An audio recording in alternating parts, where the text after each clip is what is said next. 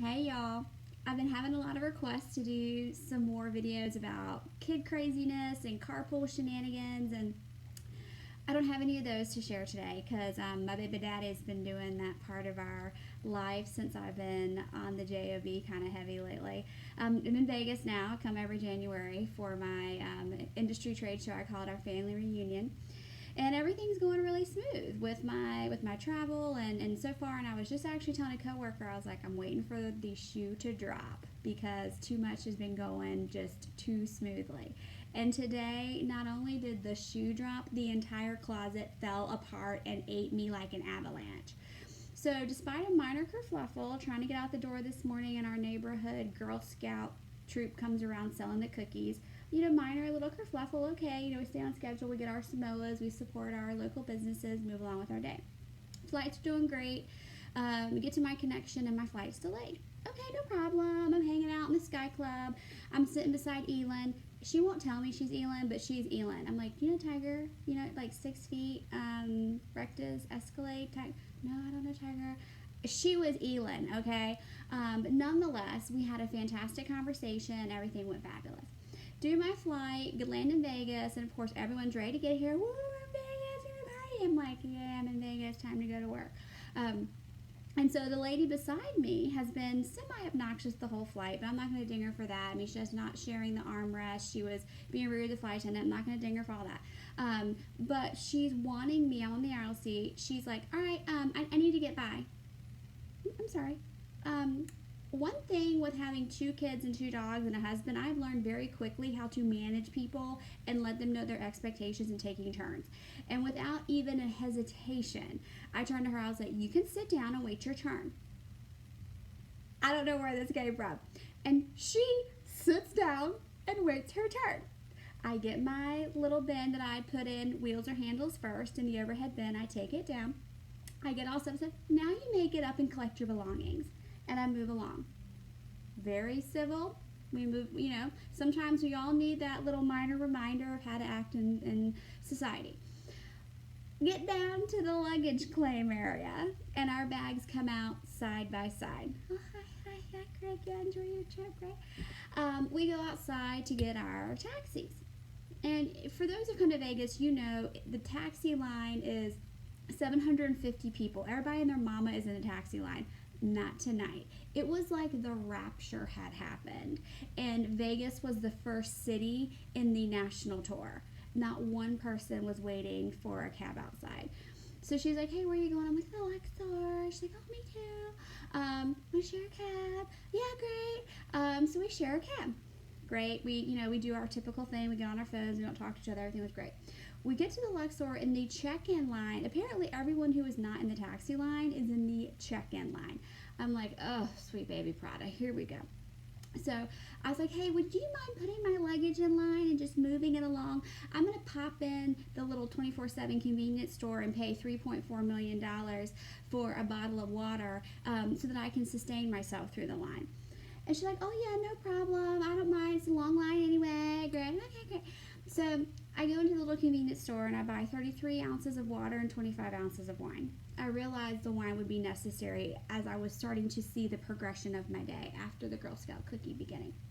So I get checked in, get to my room, and my room is beautiful. Fantastic. I'm like, you know what? I think this has turned around and this is just going wonderful. Well, I'm hungry now. I'm like, I've walked a lot today. I checked my Apple Watch. I'm like, I've earned a piece of pizza. Like, I'm going to rock this piece of pizza. I had a quinoa salad for lunch today. I have earned this piece of pizza. Go down, get my piece of pizza. Everything's going great. Wonderful. I go to check out. There's no takeaway boxes. She just hands me my pizza on a paper plate.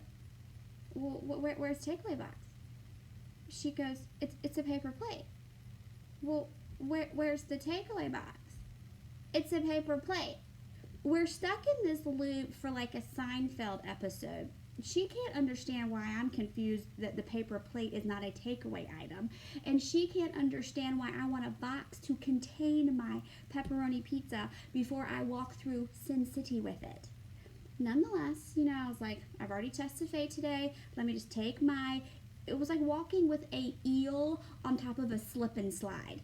Okay, this pizza on this paper plate through, and in the lobby, I'm dodging people who clearly are in America for the first time. They don't know what side to walk on, so I'm dealing with them. Hello, I got pizza here on a plate.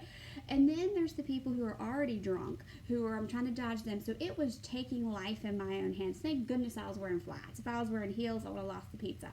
I get on the escalator, and there's a little group of girls in front of me who are playing on the escalator. Well, I had a flashback moment to the airplane, and without even thinking, I'm like, we don't play on the escalator. No, girls, this is not a playground. Mm-mm. And they look back at me, and they're like, oh, man, we're sorry. And they straighten up, and I was like, I'm kind of liking this new side of me, I'm just getting people straight, left, and right, and it's just wonderful. So my escalator ride was successful, make it up to the room. I almost can't tell you this part because it is so cliche. I couldn't believe it when it happened to me. I swiped my card. And now I got my pizza, and I want to eat my pizza, but as you can see, I have a white sweater on, and I already have this white sweater planned to wear for Tuesday, so I can't get it dirty before Tuesday. I have to wear it again. Act like you don't know I wore it today. And I'm like, God, I want to eat the pizza, but I got the white sweater on. I need to cover myself in bath mats before I eat this pizza is what my plan was. And my room key doesn't work. I'm like, are you kidding me? I'm like, baby Prada, if you wanted me to have more miles on my Apple Watch activity today before I earned the privilege of this pizza, you should have put a treadmill in my room or a rowing machine. I would have taken a kettlebell. Don't please make me walk back through the lobby of the hotel where I already had an altercation with the kiosk guy coming through the first time. Okay, I'm carrying a piece of pizza, like a slip and slide, on this plate. Coming up to the room, and I clearly have a do not talk to me face on. I know I did. I could feel it. And the Botox was holding a lot of things still, but no, I know I had that face on. So he clearly was outside the boundaries, and he's like, oh, ma'am, I get your attention. I'm sorry. I walk up to him, pizza on my plate. Where are you from? What country are you from? Oh, I'm from Russia. Well, I'm not sure how mamas raise their babies in Russia, but here in America, we do not yell at ladies as they're walking down the hallway holding a piece of pizza. This is not a construction site. If that's what you want to do, I can help you find a construction site job. Might be more suited for your skill set. But if you're going to work in a kiosk, you need to wait for me to approach you. That's how this works. Oh, I'm so sorry. Now I'm like 3 for 3 from my get on back for the day. And I'm rocking it. So I come back through the lobby, rewind forward, come back through the lobby because my key doesn't work, and I pass the kiosk guy. Luckily, I'd already had this conversation with him as I came through the first time, so he just goes, great, glad we got this straight because I'm here through Thursday, and I don't want to have to deal with you every day I'm here. So I'm glad we got that straight. I get to the front desk, get my key, they apologize, there's no gift cards or anything, but at this point I was so dehydrated and in need of carbohydrates, I didn't care. I just wanted my room key and get in my room. So I come up here to get into my room.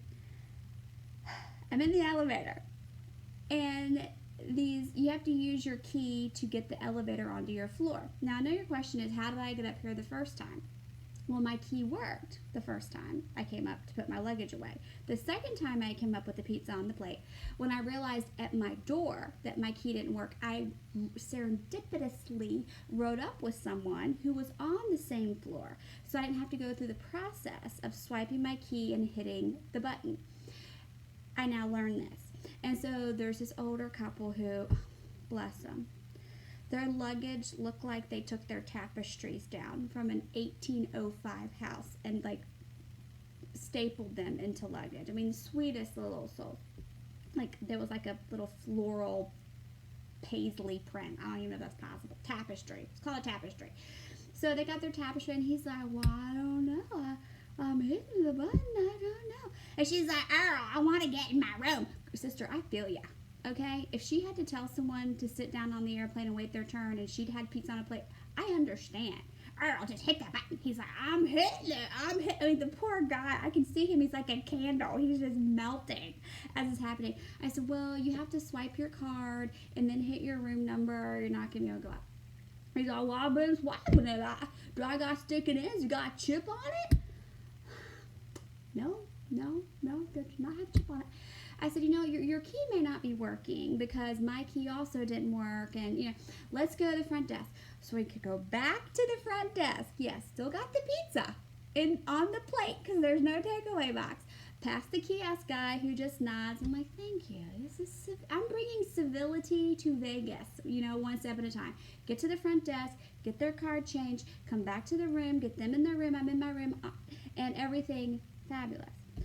Well, I've got this bottle of wine I bought earlier, and I'm like, I have earned this glass of wine. If ever there has been a day that I have earned wine, it is this moment.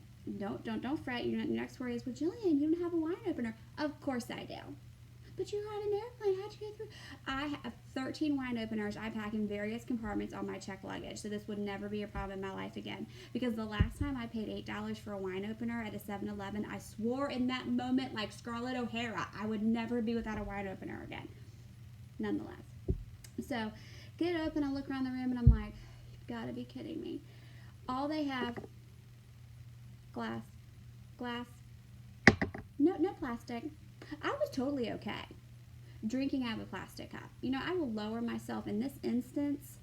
I think Emily Post would understand. Hey, I had to drink out of a plastic cup, and then let me tell you about my day. No. And I understand everyone in the Cootieville is having a panic attack about me drinking out of a glass and one from a Vegas hotel room. I'm with you, but let me tell you, I sterilized it. I poured some wine in it, and then I poured it out for my homies, that aren't here, and I felt like that cleaned it. And then I poured a fresh serving of wine in it. So from my sterilization process, plus the fact that I'm 37.5% pickled, I feel like I'm not going to be dead tomorrow. But in case I was, I had to give you this video so you would know all about my first day in Vegas.